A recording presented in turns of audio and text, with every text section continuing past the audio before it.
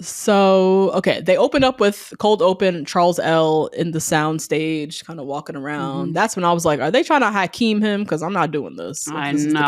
know. This is the first whiff of it. I was like, don't even.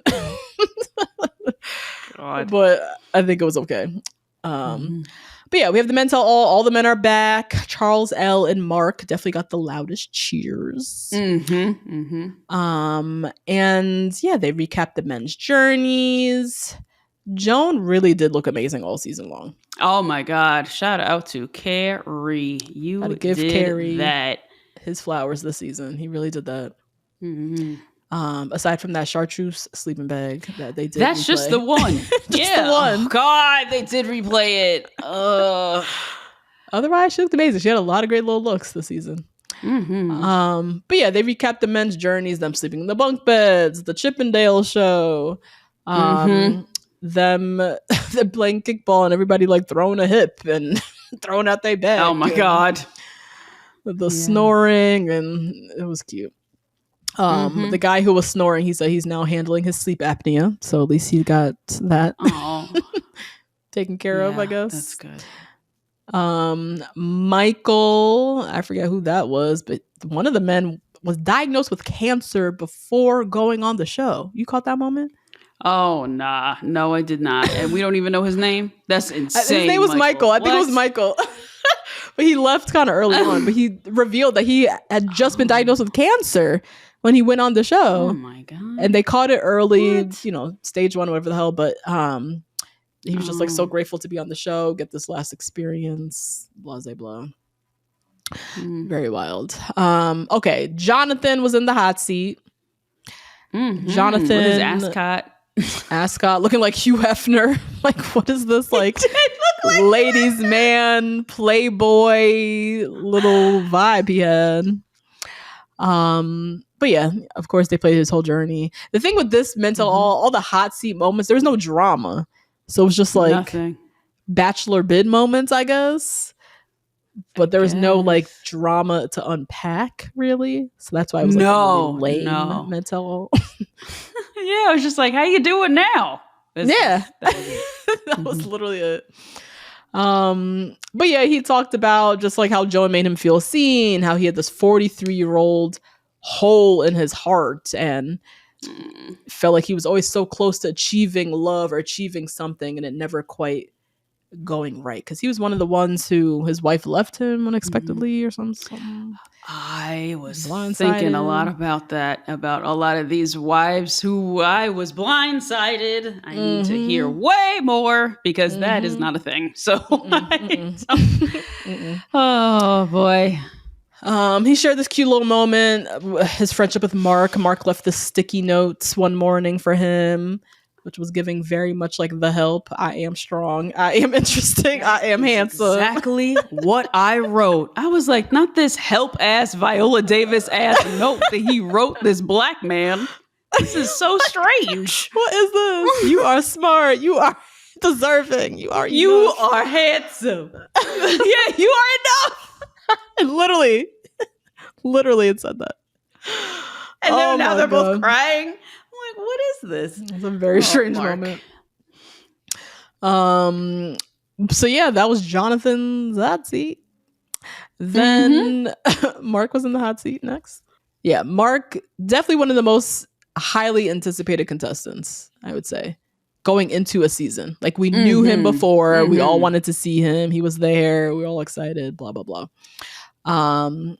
We talk about just like his struggle, which was kind of a theme for a lot of the men who lost a wife or lost somebody, like their struggle to like heal from that and doing that in the house with each other, essentially.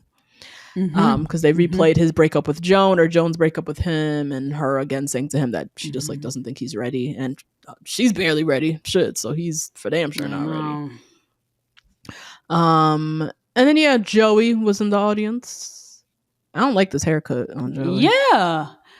Okay. Wow. All right. Well, I thought he looked handsome as ever. He did. I mean, he's very handsome, but his hair before gave him a little extra. Now he looked a little bit more regular to me with this haircut. I don't know. It's just me. What y'all think? Let me know. Yeah. But and shout out to you, Kelsey. I tried to make him look regular too. That's Drex. I toned this shit down, right? You bitches ain't gonna be looking at my man. Chop off all that hair. That's terrible. I know. Give him a half. Just give him one right down the middle. Right bald. Right down the middle. Right. Oh god. Charles L in the hot seat, looking very handsome. New so hair handsome. dye. I love a whole box of jet black. Jet black, girl. That was so funny. I love this man's sense of humor. I think he's so funny, Charles L. He is. He's so sweet. But I just love that. No so grays cute. In sight. He put that fresh Rogaine in and that fresh hair dye and just showed up with a whole head of hair, looking so young and handsome. He said he's ready to get back in date again. We saw his daughter. He talked about his daughter's kind of pushing him to go on the show. And then there was this random Asian woman in the audience who was like, on behalf of Bachelor Nation, we believe you should be our next Golden Bachelor. That was a big moment. Why would they do that? Why would they do? Because that was orchestrated, right? I know. Yeah, right. How are they going to have that and then not give him to us as the Golden Bachelor, right? Oh, man. I know. It's highly anticipated. If it's not Jonathan. Yeah. Yeah, it's got to be Charles. I mean, they had a whole moment. That wasn't just a spontaneous moment. That was a woman mic'd up and they told her to say this. You know what I mean? Yes, yeah. So there's no way they're going to now announce Jordan as the next Bachelor. Like, they can't do that. It has to be Charles L now. No. Right? Yeah, it does. Or Guy. Yeah, whoever comes second. Yeah. We're expecting this guy. Yeah. But Charles L is more beloved. He's more of a fan favorite, I think. Way more. Right? More. I think that would be much more highly anticipated Charles L season than anybody. Anybody else. Any of the other ones. If they name Guy, that's going to very much give to me like a Peter the Pilot moment. We all wanted Mike Johnson and they gave us Peter the Pilot. So don't do this. Yeah. Don't do this. Give us Charles L or not. Don't put that moment in the fucking mental. Oh, if he's not our the Bachelor. You know what I mean? So we had a little moment with Kim, I think, the Navy captain. Yeah, they had the LA gay choir come out and gay men's chorus. Song. Yeah, it's like ABC tries in the most unusual ways. Like, oh my god, I can't deal with this. I was like, what is the name of this function? They're just a bunch of gay men who sing together in Los Angeles, and they're called the Gay Men's Chorus. Yeah, the Gay Men's Chorus of LA. I guess so. Yeah, New York has stuff like that. Yeah, I guess of course. So. Yeah. But they got a website and everything. But yeah, ABC, they trying, I guess. Yeah, whatever. Bring a little representation. Pascal was in the hot seat. Recap his whole journey.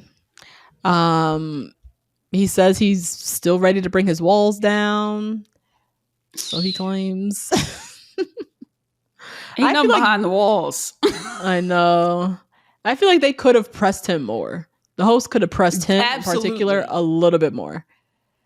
Yeah. You recently, dig more into that relationship. You recently broke up with somebody a year later. It was the cause for you now not feeling ready with Joan. Are you still in touch with that woman? You know? Are you, are you back in touch with her? Or how did you feel? Give us a little bit more.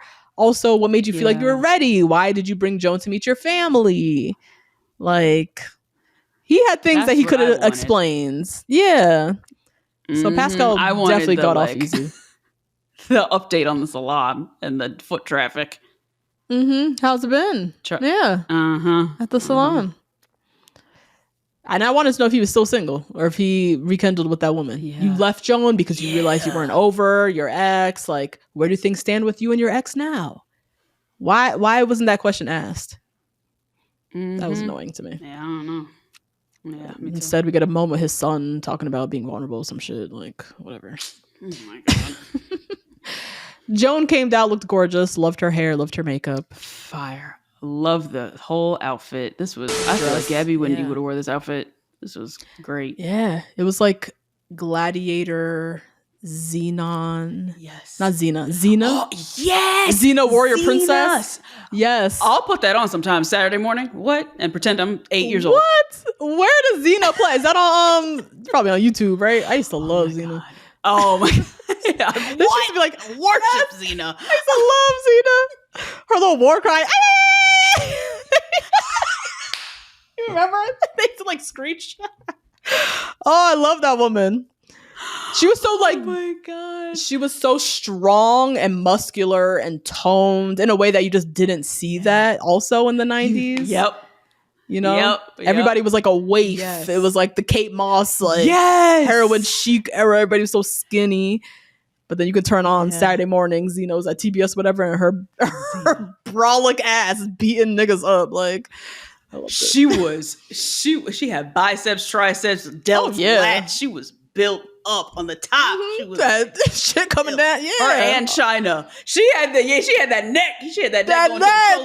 Yes. And she had her little homegirl. What was her name? Hold up. I need to look this up. I haven't even thought about that. That little blonde friend, right? Like never had a horse or an arrow or a weapon of any kind. Right. Gabrielle. Oh, Gabrielle. Yes.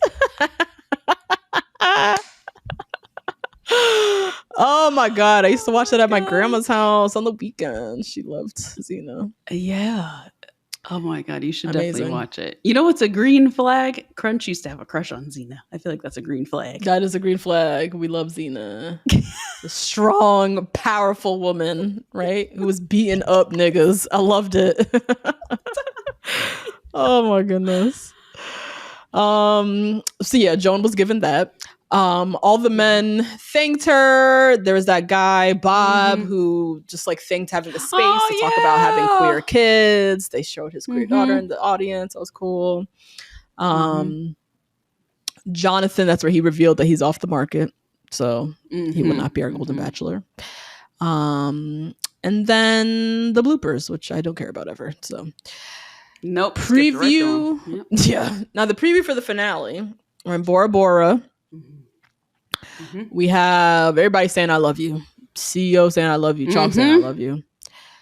Joan, we see her sitting with her kids, very overwhelmed, just feeling very guilty if she's doing the right thing. Blah, blah, blah.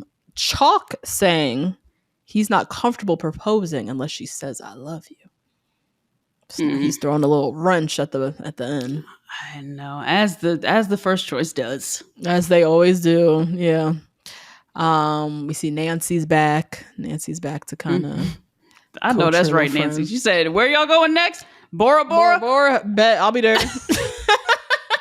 I'll take economy. I don't care. My bitch was in Tahiti and then Bora Bora. Tahiti. Yep. To film one scene. To film one little scene. Oh my God. That's the best. She's having the best year of her life. Are you serious? And you know what that flight is? That's like a $3,000 flight. Easy. Just the flight. And then to stay a night in one of them little bungalows on the water, it's like $1,000 a night. Like all expenses paid to go talk to her homegirl. Please. But Joan does look like Joan gets engaged or something. She says, I feel like the luckiest person in the world. And she's in love. Yeah, definitely. Yeah, I think so. I think they showed no preview of anything, which makes me think that it's like real cut forward. Yeah. What am I thinking of? Woo, Lord. Cut and dry. Straightforward. Cut and dry. Mm-hmm. Yeah. And that's the episode, my friends. That's it. Join the Patreon. If there's any episodes, join Patreon. You have to join Patreon this week. Everything is on Patreon this week, y'all. Rate, review, subscribe. Find us on Instagram, TikTok. Stay safe out there. Protect your mental health. Yep. And we will see you guys next week. Bye, guys.